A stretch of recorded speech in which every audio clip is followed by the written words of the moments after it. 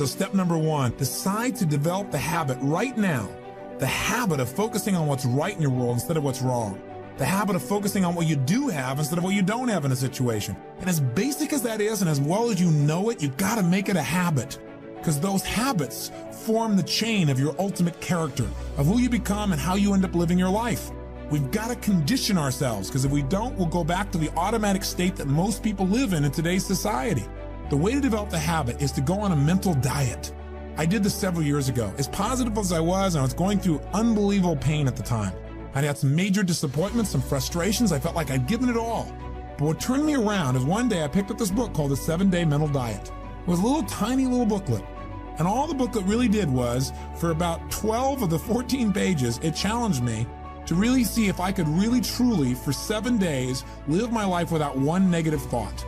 And it kept saying throughout the book, now don't just say, yeah, I can do it, and don't just say, I'm gonna do it. Think for a while before you commit to this.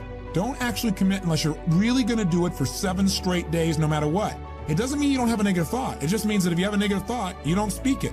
You set it aside, you forget about it, or you replace it. If you say something negative, you go erase. What I really mean is this. Or you say, that's not what I mean, here's what I mean is this. And you immediately focus on something good. It's not that nothing negative ever comes out. It's that you immediately do not allow yourself to hold a negative feeling, a negative thought for 7 straight days, day and night. Even when it gets tough, even when somebody disappoints you, even when you get frustrated, even when you give your all and it still turns up lousy. Listen, if all I did was rant and rave on this tape and you didn't listen to anything else I said, but you took on this 7-day challenge, you can't believe what it'll do to your life. Now I gotta tell you, when I first read the book, I thought, wait a second, being positive isn't gonna change my life. I gotta deal with the real problems around me, those real challenges that are out there. I don't wanna just be positive. Somebody says, how's it going? I go, I'm doing great. And they go, why? You go, I don't know, but I just feel good. I don't wanna be that way. I wanna be real. I wanna be on top of things. But you know what? I thought, wait a second. I can be positive about solutions. I can still notice that there's some challenges out there without being negative about it. I can look at the challenges and say, okay, here's what's good about this. Here's how we can use this. Here's how we can turn this thing around.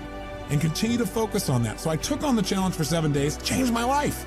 Now, by the way, one of the keys is you have to have 7 straight days of being absolutely positive. Not one negative thought, not one negative expression that you hold on to. Got to let go of it immediately. If you do not do this, if you're 3 days into it and you do well, then you have a bunch of negativity, you got to start over. And you know what? After you go about 4 or 5, 6 days in a row doing really well, something major negative is going to happen. How's that for some positive programming? But what it is a test to see how committed you really are. I'll tell you something, after 7 days, you feel like a different person. People around you respond to you like you're different as well. All you want to do is establish the habit of noticing what you do have instead of what you don't have. Noticing what's great about a situation versus what's not great. Focusing on solution instead of problems. That's what changes your life. Here's key number 2. Instead of judging yourself and others, decide, remember these are decisions, decide right now to become curious instead of judgmental. But remember, when you find fault in other people, when you start noticing constantly how they've wronged you, how this person is not good enough, or they're too egotistical, they're too proud, or they don't really care about people, as soon as you start judging other people, you just got to remember something. If you start judging other people, you're going to also start judging yourself intensely. If you're angry at other people, there's a very good chance you're angry at yourself as well. Maybe you need to perceive more and judge less. Maybe instead of finding fault with other people, without really thinking about what they've gone through to be where they are this day, maybe we can get really curious about what's making this person be in the state they're in, or what's the motivation behind this person's anger. For example, a lot of times we think somebody's being negative or angry or we're frustrated with them, but we never bother to find out what's really going on. I know myself, I was at a party recently and I fell prey to this. There was a woman who came to the party. Everybody behind her back was talking about how unbelievably egotistical this woman is, how negative she was. But you know what? I sat next to her at dinner time and I got a chance to really find out who she was. I got curious about her.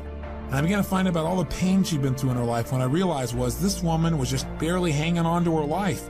She just needed to know that people cared, but she was so afraid of being rejected that she put out this ego because she didn't want someone to reject her, so she figured she'd reject them first. And I got a chance to really know her, and she was a wonderful person. I'll tell you something else that we got to be careful of that ties in with this, of our being judgmental. Out of our fear of having heroes in our society today, we seem to try and consume them and destroy them as quick as we can. We try to find something that's wrong with our heroes because, boy, we don't want another Jim Jones. We don't want another Jim Baker. Remember, we got to judge less, perceive more. We got to get curious. Instead of living in a society where we're so afraid to believe in anything or anyone that we believe in nothing at all, and we lose our power of positive thinking. We try to protect ourselves from things we maybe not even need to protect ourselves from. Or we live in a society where we try and destroy our heroes, where we take somebody like Barbara Walters, an incredible broadcaster, a woman of incredible integrity, who gets nailed by one person in a book, and it's in every newspaper across the land how she probably stomped on people to get where she was. That's absurd. Martin Luther King, after he's passed on, somebody comes back and stomps all over his career and his reputation. Is that the society we want to live in? Any person who takes glee in watching another person's pain will experience plenty of pain themselves. Remember the quote, "He who is without sin, let him cast the first stone." The bottom line is, if you go looking for brown, you're going to find it anywhere you look for it, in others or yourself. Free yourself from the disease of making others wrong, and you'll free yourself from the disease of making yourself wrong.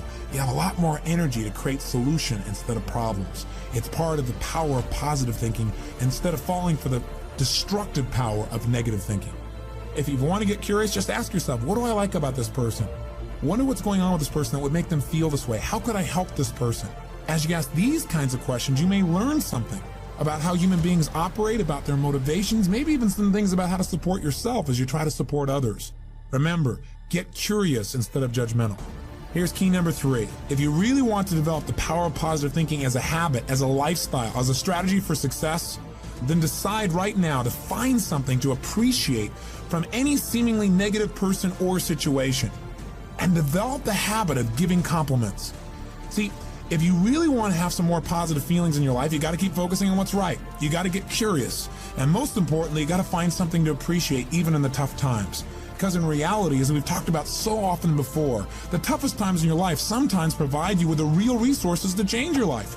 So what we've got to do is find something to appreciate. Not someday when things work out. We got to appreciate where we are right now. And this is something I talked to my daughter Jolie about today. Because she's in an experience today where I thought, well, gosh, she's not being very positive. I'm going to talk about positive thinking. Because she came in to see me and she's feeling really sad. She's feeling really down, feeling really frustrated. And you know what her problem is? Her problem is she tried out and won the right to be amongst 3 girls who danced in the Electric Light Parade at Disneyland. And that was about 3 or 4 months ago. She's been going there after school every day, driving from San Diego up to Anaheim, burning herself into the ground, getting up and going to school to be a straight A student still, and trying to visit with her family and her boyfriend. And she found herself maxing out. Now think about her problem. Her problem is that she gets to be at Disneyland and fulfill a childhood fantasy. Her problem is that she loves her family and wants to be with them as well. Her problem is she loves to be at school and really do that. Her problem is she has so much abundance that she has to figure out how to get it all in one day, and she can't do it. And she's physically burning out. That's her problem. And you know what? She says, gosh, I want to be home. I want to be with you guys and all these things. I don't want to miss out on all this great time we have together. I want to be with you guys. I said, but honey, look what you're doing. She goes, yeah, I don't want to miss out on Disneyland either. I don't want to miss out on my career and what I'm doing and what's going on. What's the problem? The problem is she's finding out what's negative in both situations. She's focusing on what she doesn't have instead of what she does have. Now, I could be negative about that and say, gosh, be more positive. But you know what? In reality, I realized being negative in this situation may not be bad. What do I mean? I don't mean being negative. I mean being intelligent. I mean being critical in your thinking. Seeing what you don't have is sometimes useful too. This is what I promised you in terms of the power of negative thinking. Here's how negative thinking can be useful. I sat down with her and I said, honey, let's look at the advantages and disadvantages of both. Let's not just be positive. Let's look at it. The whole thing is positive. Let's know that no matter what you choose, you've won. You have what most people dream about. But for a moment, let's be a little bit critical. What do you love about Disneyland? What's great about it? What is it giving you? And let's ask the question that maybe we don't ask very times when we're just being purely positive. What isn't it giving you? What are you afraid about? What are you missing by being there? What's great about being at home more? What's great about those things? What's not great about that? Be honest. If you were there, what might happen that's not good? What might you miss out on? And you know what? By getting her to use both positive and negative thinking, or to be more accurate, positive thinking and some critical thinking, looking at what isn't there for the moment, what she is missing out on, and allowing that pain to motivate her, she was able to clarify what's most important in her life and what's the best way to do that. And she came up with a plan that totally empowered her. After a couple hours of conversation and fun, she looks better than she has in about 6 months because she's finally resolved what's most important. And sometimes just being positive and keeping a stiff upper lip isn't enough. Sometimes you got to stop and say, I am positive. I'm going to approach this from a positive way. I'm going to stay in a positive state. But I'm going to ask some questions some people may think of as negative, which is what isn't working? Because if you're not willing to look at what isn't working, you can get yourself in trouble. So when I say number 3 is develop the habit of noticing something you can appreciate out of the situation, even something that seems to be negative. What I mean by that is find out what's working, but also appreciate what isn't working. Appreciate it enough that maybe it creates enough pain for you to want to make a change. Hey, being purely positive all the time is not the ultimate solution. Being purely positive 98% of the time to me is the solution. Remember our steps. Number one, you're going to focus on how it really is. And that's what we did today. Jolie and I sat down and said, let's see how it really is. And let's not just be positive. Let's stop for a second. How is it really? What's good? What isn't good? What's great? What isn't great in this context? Everything is great, but comparatively, what's great? What's not in both situations? Now, how do you really want it? And she decided how she wanted it. Now, what are we going to do to make that happen? And she began to take actions that have changed her life. Probably will affect the direction of her life, maybe even her career. And she feels joyous and excited because she went through the steps. That's the balance between positive and negative thinking. But one thing you got to remember, you're going to spend most of your time being positive. Once you see how it is, that's it. Decide what you want and make it happen. Don't keep going back and saying, oh yeah, but it's not working. See, balance doesn't mean you spend 50% of your time positive and 50% of the time negative. Remember, balance on a human scale is a little different. Negative experiences are dense, and it doesn't take a lot of those focuses of negative to weigh a lot in your life. Make sure your focus is primarily positive, but at times, at special times that you designate, you're going to say, hey, what isn't working? And allow that pain to drive you to do something that's very positive. That'll change your life. Here's key number 4. Decide not to be perfect. You say, what? I said, decide not to be perfect. One way to make sure you're negative is always trying to be perfect. Because you know what? You're always going to notice you're not, because you're this thing called a human being. When I talk to my daughter Jolie, and this girl works so hard to be perfect. Everybody seems to love her. She's a straight A student. She wants to be the very best at school. She wants to be the very best at home. She wants to be the very best at Disney. She wants to be the best at everything.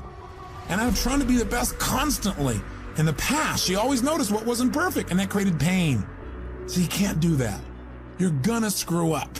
You're gonna be negative. Things are gonna happen where you don't follow through on what you know. You're gonna make poor decisions. You're gonna say things you shouldn't say, do things you shouldn't do, mess up like you shouldn't mess up. But you know what? When that happens, instead of being negative and beating yourself up and saying, boy, here's another example of me sabotaging myself, decide what you do want. And say, you know, I'm not perfect, but I am good. And what makes me good and what makes me great and what can make me excellent is as soon as I notice I'm not on track, I correct it and I get better. Your goal each day is to get better, not to be perfect. And that's all anyone can ask of you. If every day you really try and contribute more, be more, and do more than you were slightly the day before, that's all anybody can ask. And if you know you're going to screw up and you don't make it a catastrophe, it's easier to bounce right back up. See, the only way you fail is if you quit. But if you learn something and you expand from it and you make some new decisions that enhance your life and the people you care about, then there is no failure. Don't try to be perfect, because you'll never succeed.